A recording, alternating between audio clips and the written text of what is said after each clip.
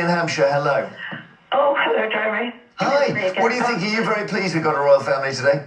No, I'm like Kevin, a Republican. I cannot believe that in a Christian country like this, that we have this privileged family with so much wealth, so many homes, and yet they are entirely selfish. And how much did all that cost the taxpayer last night? Not to mention the red arrows, and yet fences were put round, and the poor old peasants weren't even allowed to get anywhere near them. So it's funny. I mean, also to have the Secret Service say we can't allow anyone near. Well, you allowed a guy to sit on the roof with a rifle a few months ago. I mean, hello. So, Christine, you're not pleased that we've got you're not saying this now justifies the money on the royals or anything like that? No, I'm 80 now, and unfortunately I will never live to see a Republican country, but where's Oliver Cromwell when you need him? Sorry. All right, thank you. But the French can't do it. The French, when he came to see them, they had their military band do silly walks. You mean play punk music? Yes. And Trump was incredibly impressed. I'm not going to argue. He was impressed. Don't do that with a military band. But you can wow people in other ways. Yeah, they played, what is it, Daft Punk or something? Yeah, like Pharrell, they played Get Out. On this particular morning, televisions across the country flickered to life, the familiar hum of kitchen routines blending with the background noise of the news. It was Friday, the 19th of September, and the airwaves were still crackling with the fallout from President Trump's state visit. The usual cheerful chatter of morning programs had been replaced by a far more solemn tone, reflecting a nation seemingly at odds with itself. As presenters opened the phone lines, a torrent of public opinion flooded in, making it impossible to ignore the raw, unfiltered sentiment pouring through the speakers. It wasn't just a few grumbles. It felt as though a dam had broken, releasing a wave of frustration that had been building for some time. Commentators attempted to steer the conversation, but callers remained resolute. One after another, voices spoke with a clarity that was startling for that time of day. The discussion moved beyond politics or international relations. The focus was squarely on the monarchy's role in the affair. The lavish welcome, the gilded carriages, the formal pageantry, all seemed to have struck a deeply dissonant chord with a significant portion of the public. Listeners across the country paused, absorbing these voices that represented a cross-section of the nation, each one adding to a growing chorus of disapproval. The conversation kept circling back to a single uncomfortable question. What is the purpose of it all? In a modern, struggling Britain, the sight of such extravagant ceremony felt to many like a scene from another century. Presenters noted the overwhelming negativity, a stark contrast to the carefully curated images of royal unity and diplomatic grace that had been broadcast just the day before. These were not the voices of fringe radicals. They were ordinary people calling from their homes, their words carrying the weight of genuine disillusionment. It served as a powerful reminder that the perception of an institution is not shaped by its own traditions, but by the people it is meant to serve. This was not simply a reaction to a controversial political figure visiting the country.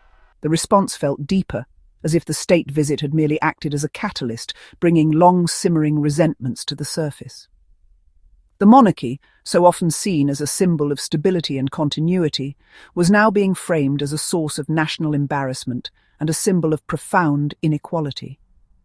The sheer volume and consistency of the criticism that morning suggested this was more than a fleeting moment of anger.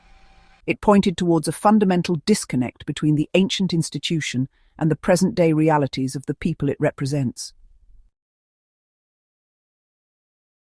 The language used by callers was strikingly direct, leaving no room for misinterpretation.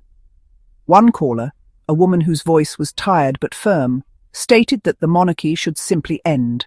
She explained that there was no longer any interest, and that the entire concept felt archaic and irrelevant to the challenges faced by families today.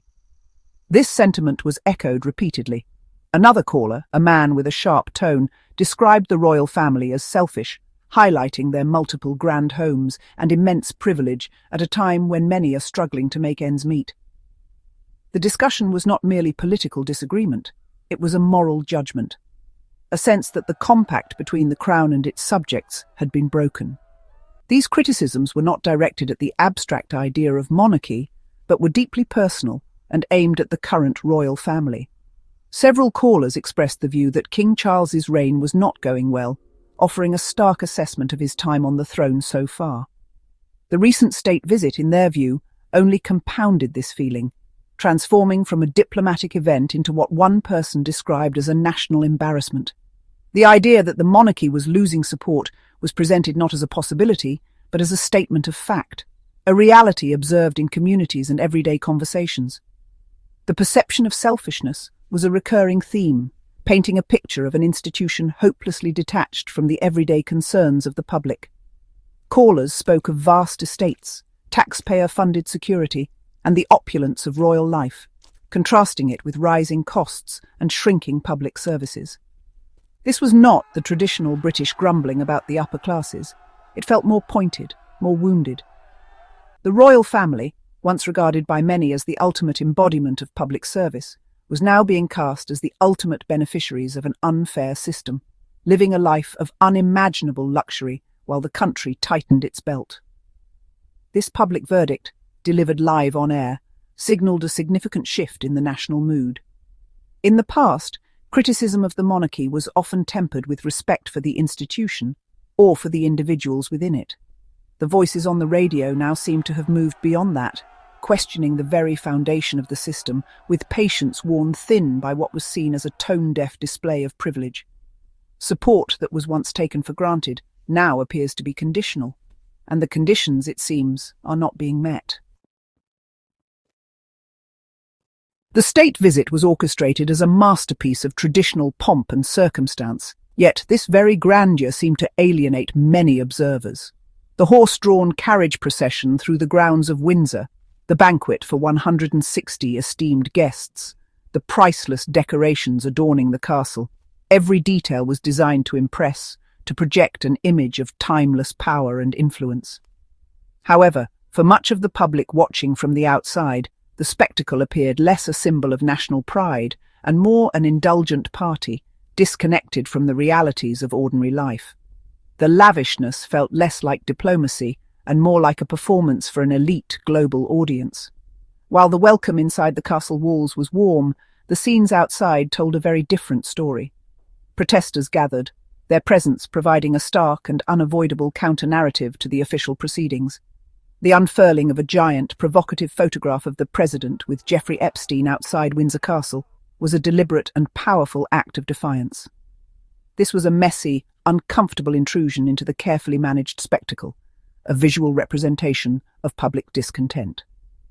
The arrests that followed only highlighted the tension between the state's desire for a smooth event and the determination of citizens to voice opposition. One image, in particular, captured the sense of national unease more than any other. It was the sight of King Charles walking a pace or two behind President Trump during a formal inspection of the troops. Protocol and tradition dictate the choreography of such events with minute precision, but to the watching world, the visual was unambiguous. To many, it appeared as a moment of subservience, a British monarch literally following in the footsteps of a divisive American leader. This single moment became a powerful symbol of a perceived loss of stature, fueling the narrative that the visit was an embarrassment. The contrast between the internal pageantry and the external anger is where the monarchy's growing irrelevance becomes most apparent. An institution intended to unite the nation presided over an event that was causing deep division. The grand banquet and opulent decorations felt hollow when juxtaposed with the protests and the palpable sense of shame expressed by many. The monarchy's role is to stand above the political fray, to be a unifying force, but in this instance, it appeared to have been drawn into the heart of controversy, its traditions used to legitimize a figure fundamentally opposed by many Britons. When all these elements are considered, the angry phone calls, the protests, the visual missteps, a clear image comes into focus. It is the image of an institution increasingly out of step with the society it is meant to represent. The monarchy's power has always been symbolic, its relevance resting on a shared sense of national identity and respect. When the symbols it employs, such as grand banquets and carriage processions, no longer resonate with the public, and instead provoke resentment, the very foundation of the institution begins to appear unstable. The criticism following this visit points to a widening gap between the world of the royals and the world of the general public. The events surrounding the Trump visit have acted as a magnifying glass, intensifying sentiments that have been quietly growing for years. The perception that the royal family is selfish and overly privileged is not new, but witnessing such privilege displayed with extravagance in honor of a deeply unpopular foreign leader has made it impossible to ignore. This situation raises a pressing question. Who is this for? If these displays are not for the British people, many of whom voiced strong opposition, the monarchy risks being perceived as a private club, focused solely on its own status and relationships with the global elite. This perceived disconnect may represent the greatest threat to the monarchy's long-term survival. An institution unable to reflect the values and concerns of its people is one living on borrowed time. The sight of King Charles walking behind President Trump was not merely a breach of protocol. For many, it symbolized a monarchy that had lost its direction, no longer leading but following a path that much of the public did not support. This moment suggested a weakness, a departure from the quiet strength and dignity that had long defined the monarchy. Ultimately, the monarchy's continued existence depends on the consent and affection of the public. Although the monarchy has weathered storms before, the current climate appears different. The criticism now extends beyond a single event or individual. It questions the fundamental purpose and fairness of a hereditary institution in the 21st century. The passionate, negative response to this state visit serves as a powerful warning. Unless the Crown finds a way to reconnect with the people, to appear less like a relic of a bygone era and more like a meaningful part of modern Britain, the calls to end the monarchy may eventually become impossible to ignore.